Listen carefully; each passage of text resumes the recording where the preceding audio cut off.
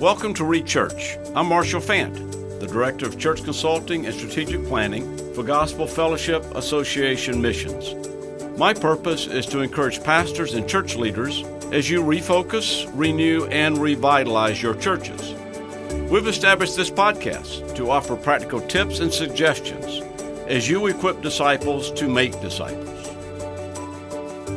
Welcome back to Church. This is Marshall Fant with GFA Missions, and we're continuing part 2 of becoming the most effective overseer you can as a pastor.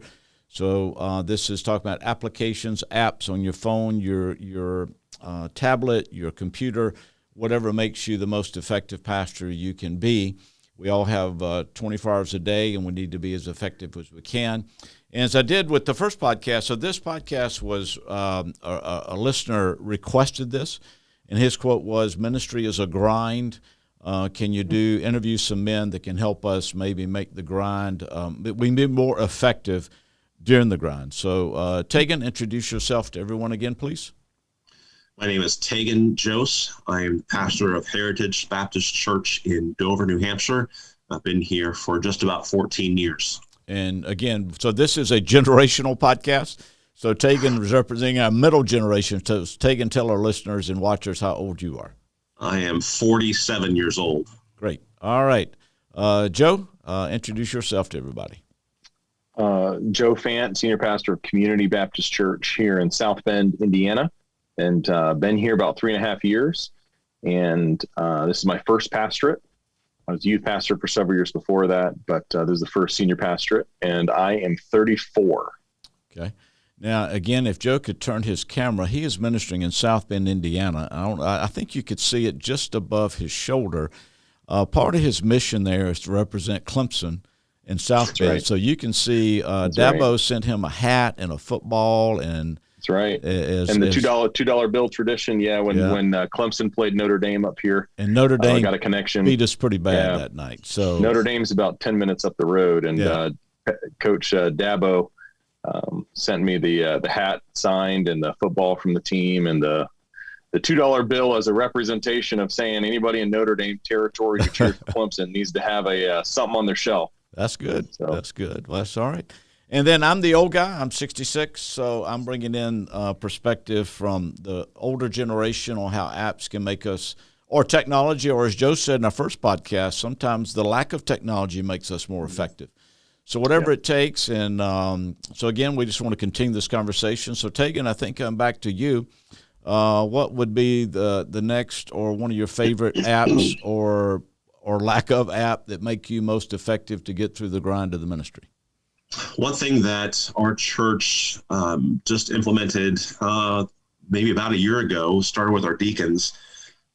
It's an app called Slack, S-L-A-C-K. Mm-hmm. It's really a communications kind of app that a couple of our deacons had used at their workplace that they found helpful. They suggested that we try it as a church. And again, we just started with the deacons first. Right. But as we were emailing people back and forth, sometimes the email thread can get so lengthy and jumbled and confusing what's referring to what, that this Slack app can somewhat help with that. Okay. So it's an app that's communications based. I think you can do other things on it, but we just use it primarily for communication. But you can create categories. So we start out with just the deacons, but we also have adapted that now to for our church music ministry, nursery worker, custodial, all kinds of different groups that people in the church can join and just be a part of that particular discussion. Wow. So it helps. Is this phone and tablet and computer, or just phone, or what does it cross equipment wise? I believe all device wise. So all devices. Yeah, I have it on my computer. I use it on my phone. It probably works for a newer iPad, but I don't have that. I'm sure it would. Yet. Yes. All right. So could you did it replace anything, or it was just just a new way to communicate? It was a new way to communicate, but somewhat helped to streamline, and we don't email as much anymore with that. So people still email, but what this does is it's, rather than emailing everybody, you can put it on the Slack, say like music. So we put out a music schedule, whatever, monthly, bi-monthly, whatever. Right. We can put that on the Slack communication for the HBC music ministry, and everyone who's in that can see it. They get a little ping on their phone or whatever, and they can automatically see it's right there. They can refer to it on their phone anytime they need to. It's very accessible and just very helpful. And we have found it to be helpful, at least the deacons, that group especially.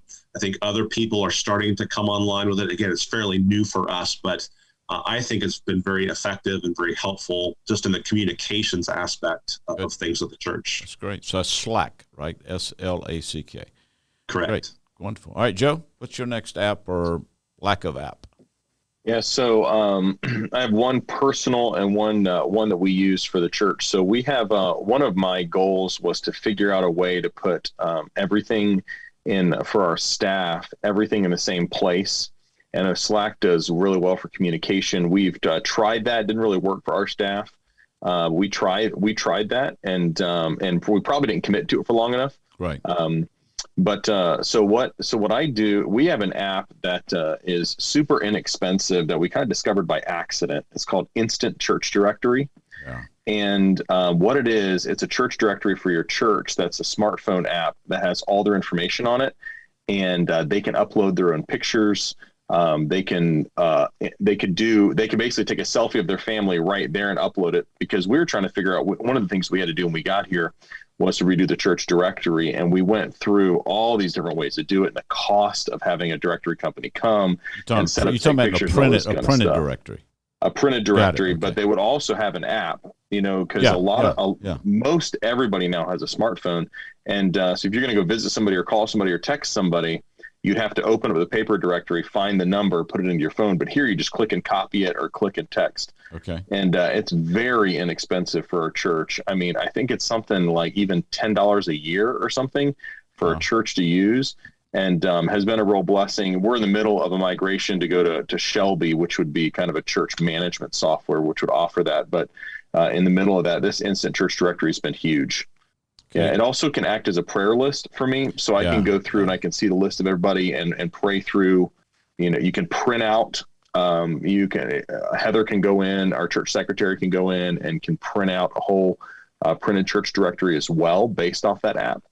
And so there are a lot of things that it can do that are, so if you have an older couple that does not have a smartphone, you can go in and print that out. Absolutely. Right? Okay. Yeah. And we just tell people, listen, if you want a printed copy, just let us know in some way. Right, so repeat the name of that app again.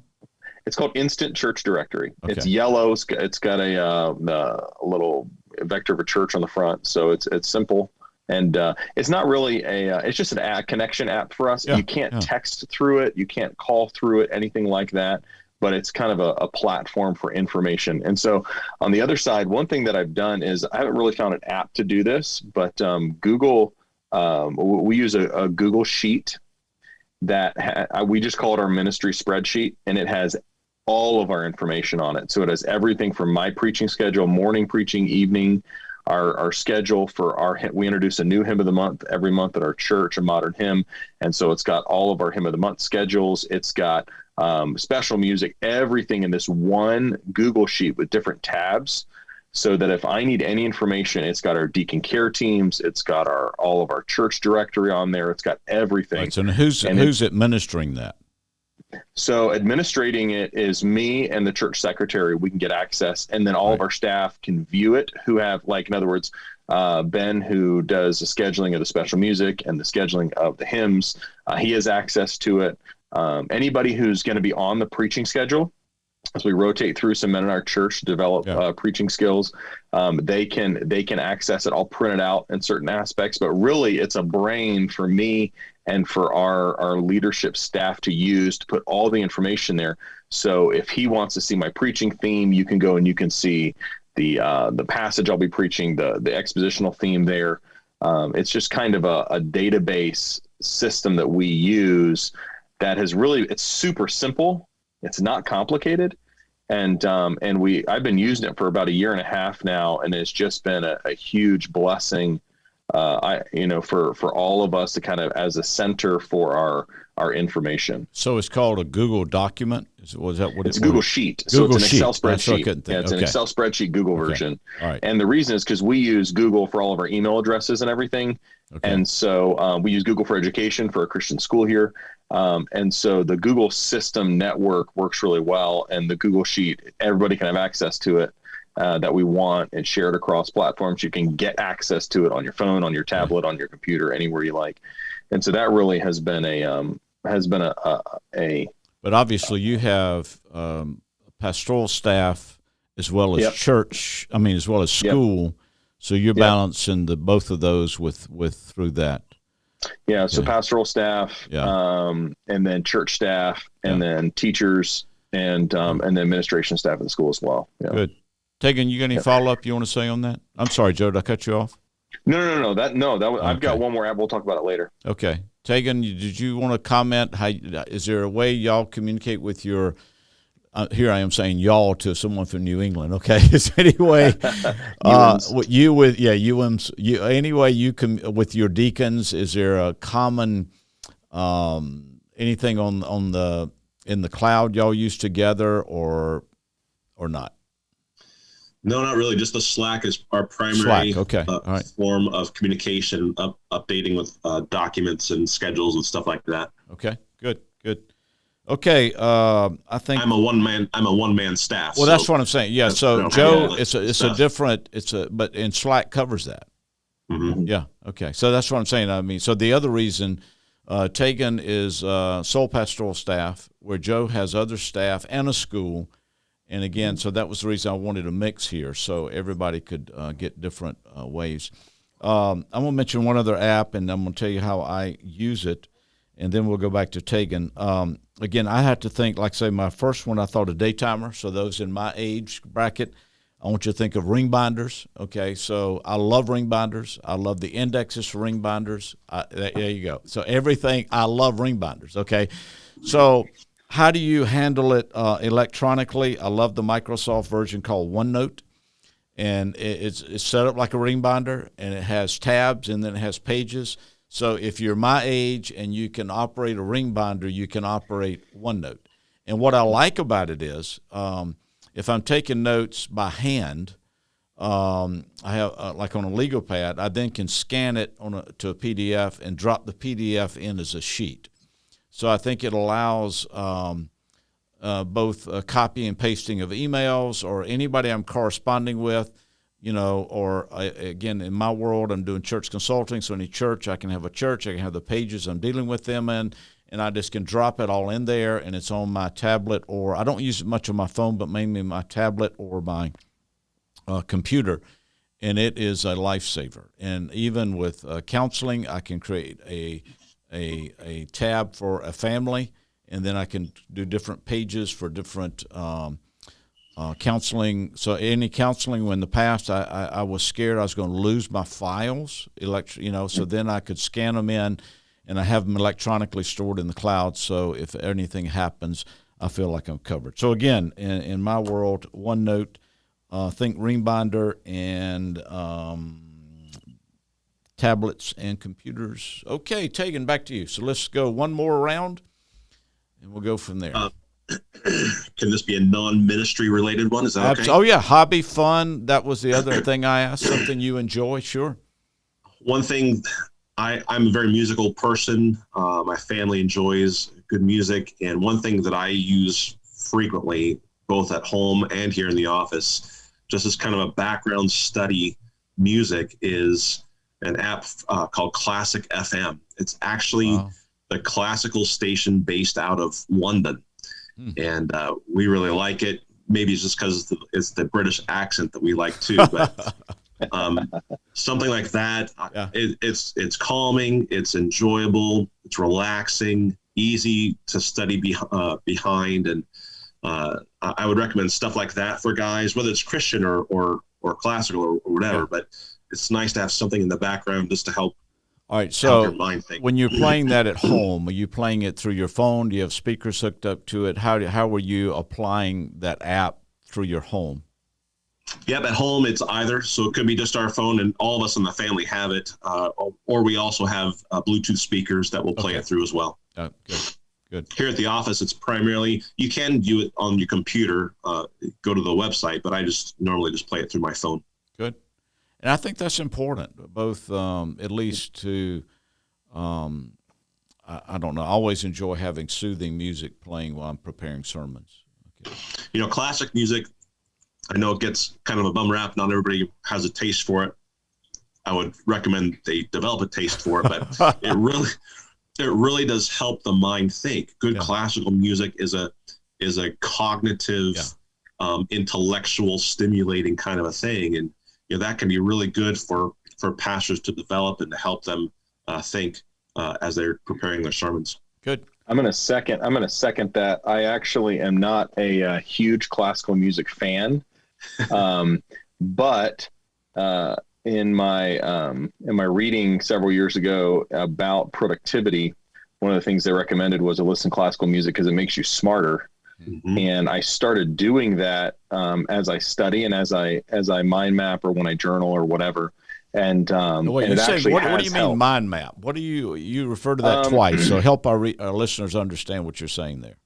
And I don't even know if that's a technical term.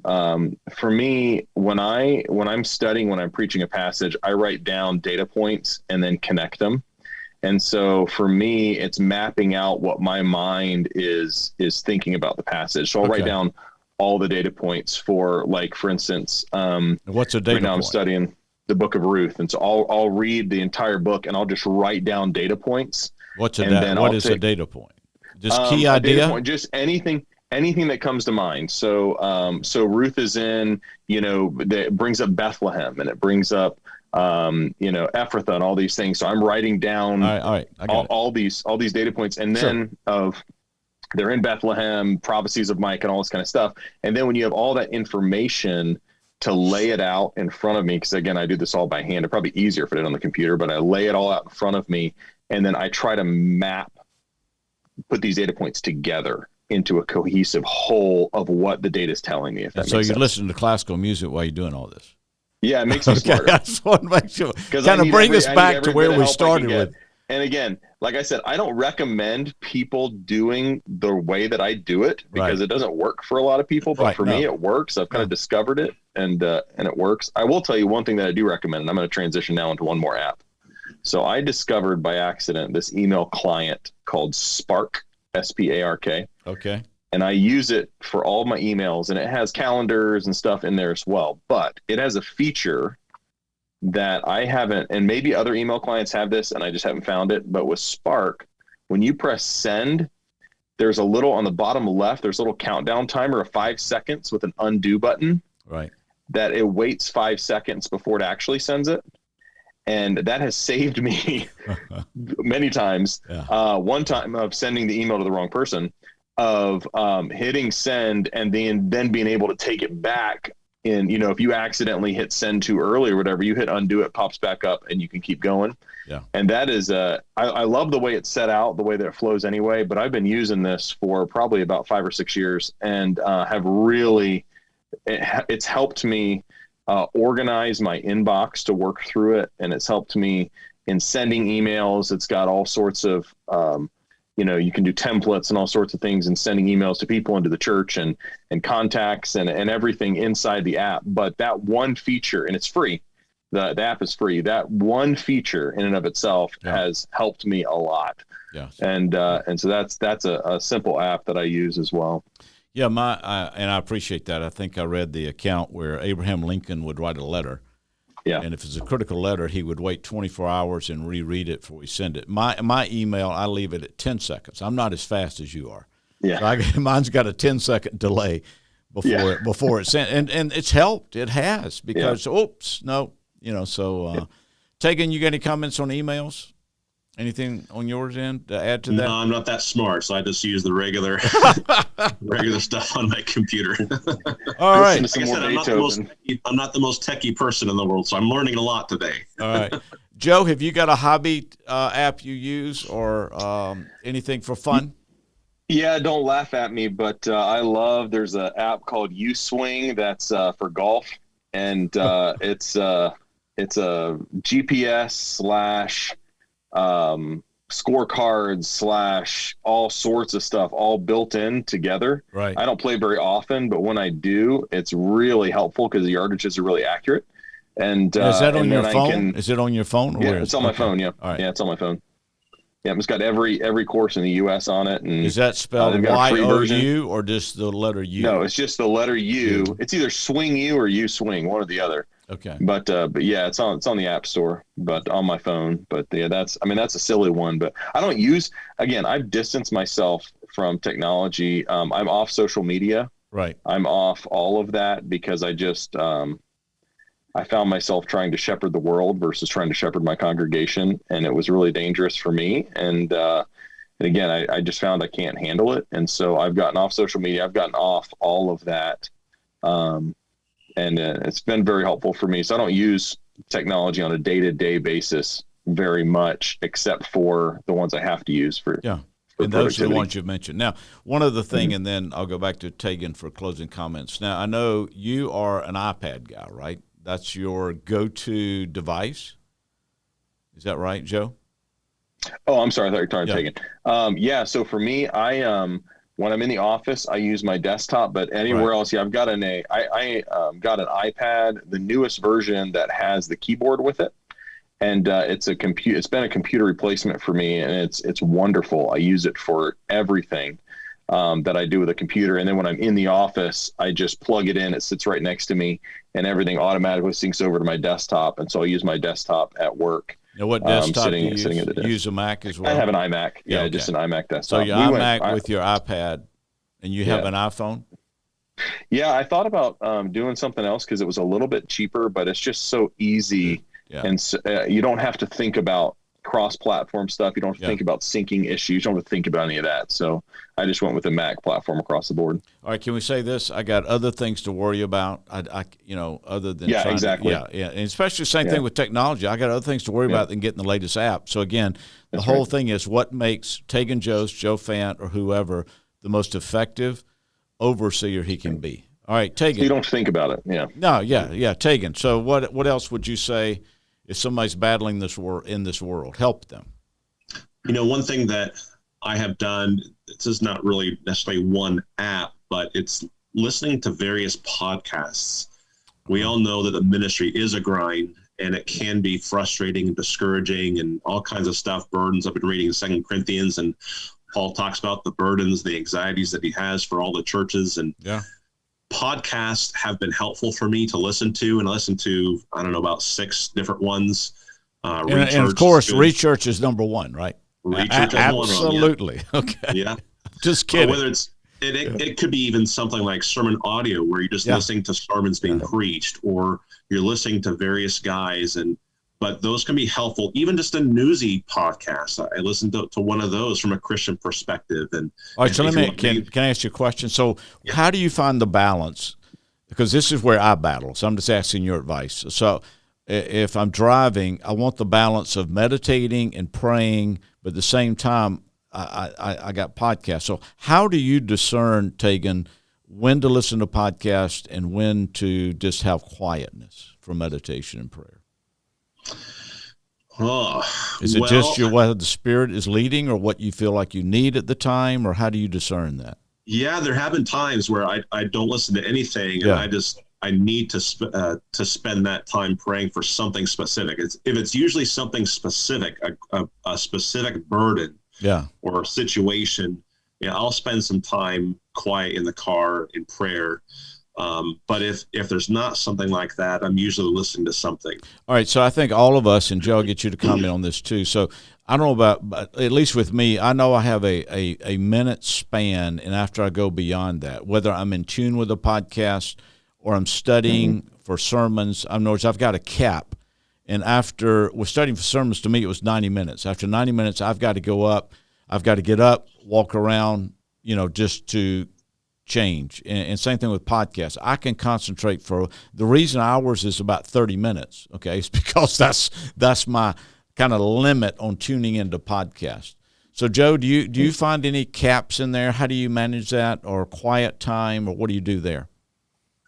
Yeah, so I really only listen to a couple podcasts. I listen to Rechurch, obviously. For podcasting, I try to follow a couple different pastors in their sermon series that they're posting on podcasts.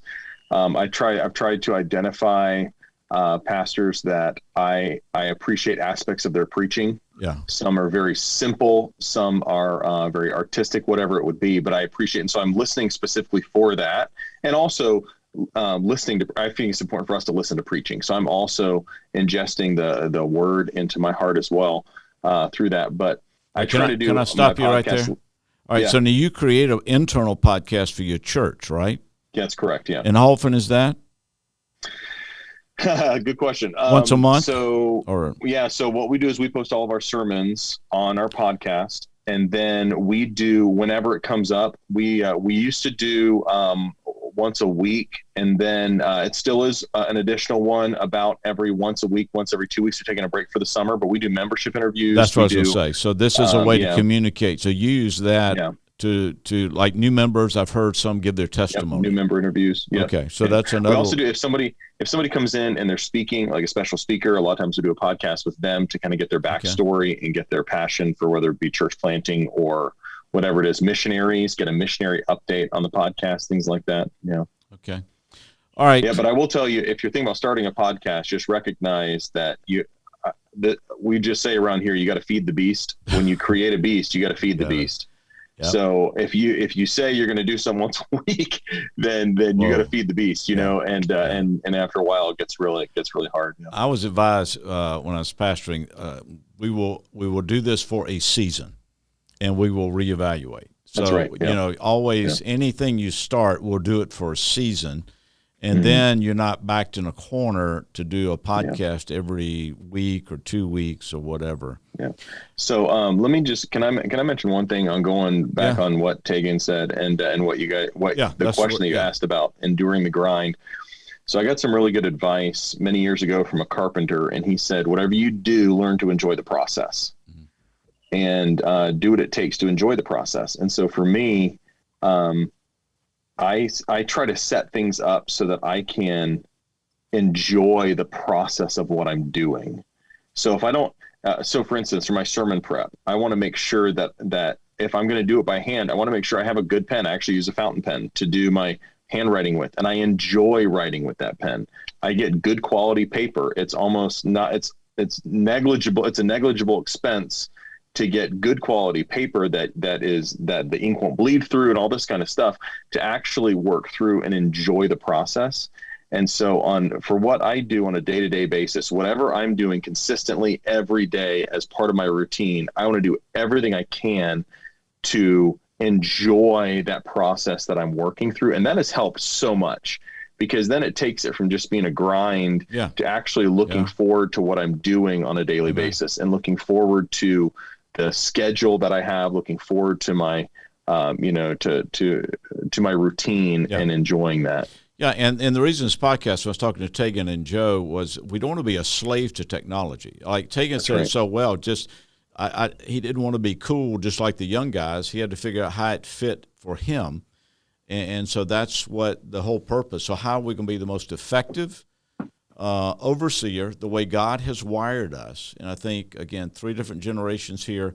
So I'm going to first give Taigen the closing words, and then Joe, and then we'll wrap up the podcast. So Taigen, closing words, just a challenge or anything about what you would tell another pastor in this area.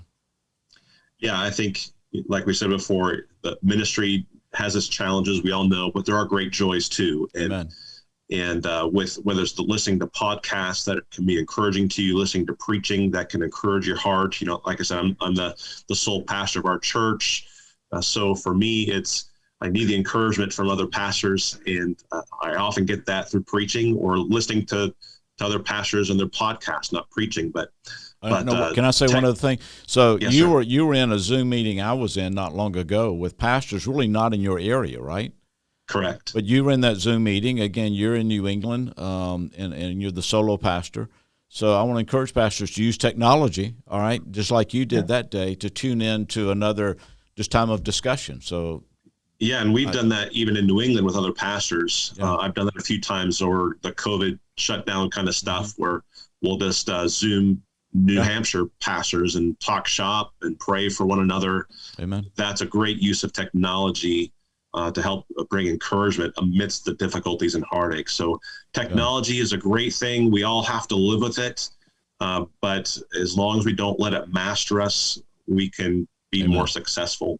And one other thing about Taigen, if you're interested in churches in New England, Taigen kind of keeps his finger on that pulse. So if you want to know how to pray for churches in New England, you'll have Taigen's email address in our show notes. So be sure and email him, and he would love the prayer support. All right, Taigen, thanks. Joe, final words from you? I think so. My conclusion to the journey that I've been on is to say, don't adopt someone else's process. Take the time to come up with your own. Yeah. I think for me, I would see something that somebody was doing, and I thought, oh man, that's so cool. I want to do that same thing.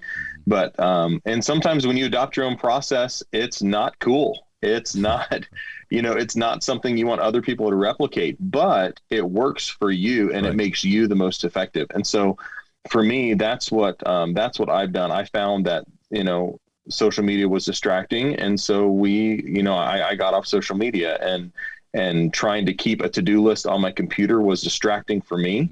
And so I went to a Rodeo notebook, like a Moleskine notebook. I found that doing it on the computer, sermon prep on the computer, when it comes to typing out notes and stuff like that, wasn't effective to maximize the amount of time that I had. And so I do it by hand. So things like that. So for me, I think it's more of saying, okay, find out what's best for you, and don't worry about what other people do. Don't worry about being as effective as, the pastor down the street or somebody else. You be as effective as God's called you to be. Find out your system, and then appreciate other people's systems. Like, I appreciate the fact that Taigen can preach from his iPad. It just shows that he trusts God more than I do. I appreciate other people's methods and what other people do. For me, there are certain things that work and certain things that don't. And I need to be willing to admit what doesn't work for me and commit to my own system. Good. Yeah, I think that says it well. And Taigen said in the beginning, you got to figure out what works for you. And again, the goal, the most effective overseer you can be in what God's called you to do, where he's called you to be. And technology should not be a distraction.